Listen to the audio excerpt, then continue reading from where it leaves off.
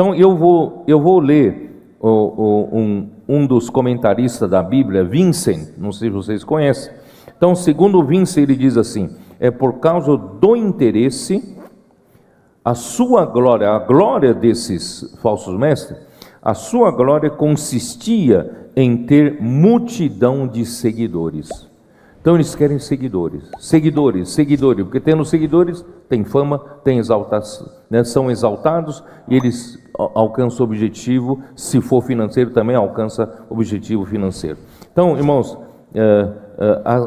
as características dessas pessoas, eles vivem murmurando, estão sempre insatisfeitos, eles estão sempre à procura dos insatisfeitos. Você já percebeu isso? Tem gente que só procura quem está insatisfeito. Irmão, quando o irmão Dong falou, enfatizou tanto na comportagem, irmão, já começaram alguns que não concordavam com o irmão Dong. E tinha alguns que são insatisfeitos e alguns que procuram esse insatisfeito para formar um clube dos insatisfeitos, né? Aí, dali a pouco surgiu o SEAP. SEAP também, né? Tem alguns que são insatisfeitos né? O Expolibro, né? Então tem sempre um clube dos insatisfeitos. Aí quando chegou no Bucafé, então, não sei se vocês passaram por essa fase. Quando chegou em Bucafé, a insatisfação ficou quase que generalizada, certo? Irmão Dong falando para a gente abrir Bucafé, entrando em comércio. Irmão, vocês conhecem o irmão Dong, que não tem mínima, né, pretensão comercial nisso. É para que as pessoas possam nos ver, podemos conversar com eles sobre o Evangelho do Reino, né, num ambiente informal, para ajudar as pessoas e nós pregamos o Evangelho do Reino. E só que, né, então tem gente sempre murmurando, sempre insatisfeito e procurando outras pessoas insatisfeitas. Na verdade, qual é o interesse deles? É conseguir seguidores. Eu também estou insatisfeito. Você está insatisfeito? Então, né, vamos colocar o ombro uns aos outros para chorar, né? Então, é mais ou menos isso. Então, é muito parecido com, vocês se lembram da história, quem sabe conhece a história de Absalão? Acho que os adolescentes não conhecem ainda a história de Absalão, né? Absalão era um filho do rei Davi. Como ele queria subir ao trono, ele usou de meios feios, maldosos. O que ele fazia? Ele ficava na porta da cidade, as pessoas que entravam na cidade, e ele perguntava, conversava com as pessoas. Quando ele percebia que essa pessoa tinha alguma insatisfação contra o rei Davi, ele aproveitava e fomentava essa insatisfação. E quando foi perceber, Davi foi perceber, Absalão já tinha ganho uma quantidade enorme de seus seguidores, dos seus adeptos, dos seus apoiadores. E ele conseguiu virar a mesa e derrubou o rei Davi, ele virou rei. Vocês se lembram dessa história? Irmão, entre nós também podem surgir pessoas assim, né? Absalão que fica só aqui entre nós, só como abutres, né? Procurando gente procurando carniça, né? Para perguntar, você concorda com isso, você não concorda com aquilo, né? Então ele forma os seus seguidores de insatisfeitos, são murmuradores, tá? Eles vivem murmurando, estão sempre insatisfeitos, são dominados pelos seus desejos de impuro ou de ambição pela posição, ambição de ter muitos seguidores, ambição pela fama. Irmãos, eles são dominados. Quando eu falo dominados, irmão, é como possuídos de demônio, sabe? Então eles parece que não conseguem enxergar mais nada, eles são possuídos nesses desejos impuros. Aí usam palavras fictícias, né? Moldadas segundo as suas próprias imaginações. Vocês sabem disso. Aí começam a falar besteira, começam a falar, né, contra a palavra profética, contra tantas coisas, né? Então o Senhor sabe, né? Para eles, irmãos, o juízo lavrado há muito tempo não tarda e a sua destruição não dorme. Então as as cartas de Pedro ressaltam o julgamento de Deus, primeiramente sobre a sua casa. Isso está em 1 Pedro, capítulo 4, só relembrando vocês, né? Capítulo 4 de 1 Pedro, versículos 17 e 18, como diz: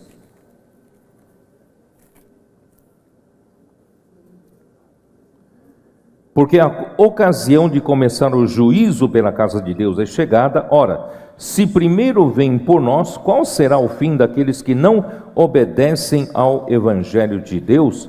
Irmãos, Deus, né? E se com dificuldade que o justo é salvo, onde vai comparecer o ímpio? Sim, o pecador. Então aqui, né, Pedro enfatiza que Deus é um juiz, ele vai julgar, nada disso vai ficar impune, né? Então ele também julga os anjos. Nós acabamos de ler capítulo 2, versículo 4, né? Até os anjos, Deus não poupou anjos quando pecaram, né? E também sobre o mundo antigo do tempo de Noé, versículos 5 a 9, vamos dar uma olhada, né? E não poupou o mundo antigo, mas preservou a Noé, pregador da justiça, e mais 7 pessoas, quando fez vir o dilúvio sobre o mundo dos ímpios, e reduzindo a cinzas a cidade de Sodoma e Gomorra, ordenou-as a ruína completa, tendo-as posto como exemplo a quantos venham a viver impiamente, e livrou o justo Ló, afligido pelo procedimento libertino daqueles insubordinados. Porque este justo, pelo que via e ouvia quando habitava entre eles, atormentava sua alma justa cada dia por causa das obras iníquas daqueles. É que o Senhor sabe livrar da provação os piedosos e preservar sob castigo os injustos para o dia do juízo. Tá? Então, irmãos, se aqui ele associa tudo isso a respeito dos ímpios, desde os anjos, né, de Gênesis 6 que pecaram, até a geração de Noé, e também sobre a geração de Ló, Sodoma e Gomorra, tá? E vocês sabem que aqui, eu não vou detalhar sobre Gênesis 6, né? Porque eu falei algumas mensagens passadas, né? Aí de repente uma irmã me procurou, né, falou: irmão, como é que é possível, né, os anjos caídos terem feito aquilo, né, possuído as filhas dos homens, né, e se eles não têm corpo e tal, né? Então eu falei: não me pergunte, porque eu também não sei, né? Mas eu quero dizer para vocês que nós somos criados inferior aos anjos em termos de poder. Os anjos são superiores a nós em poder. Isso está em Hebreus capítulo 2. Deus criou um homem um pouco menor do que os anjos. Os anjos têm muito mais poder do que nós, tá? Embora eles não tenham um corpo de homem, mas eles podem tomar. Por exemplo, a história de Ló. Quem que foi tirar o Ló de Sodoma? São 2 anjos, não é isso? O Senhor ouviu a prece, a oração, intercessão de Abraão, e o Senhor resolveu tirar Ló de lá. E quem foi enviado para tirar? 2 anjos, e eram homens. Como é que tomaram forma de homens? Eram anjos. E chegaram lá, os homens de Sodoma, né, vocês sabem, os homens de Sodoma eram ímpios, eram pecadores demais, certo? E eles queriam abusar dos 2 anjos que estavam em forma de homens. Vocês entenderam? Então por aí vocês tiram alguma conclusão. Eu também não é minha explicação, tá? Se vocês tiram alguma conclusão, irmão, eu só sei que alguma coisa feia aconteceu lá em Gênesis capítulo 6, certo? E Deus não tolerou aquilo, tá? E não pode tolerar. E ele associa, Pedro associa o que aconteceu com Gênesis 6, irmão, associa o que aconteceu em Sodoma e Gomorra, tá?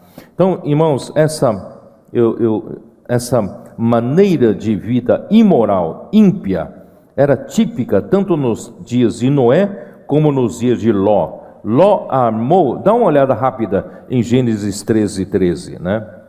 Gênesis 13.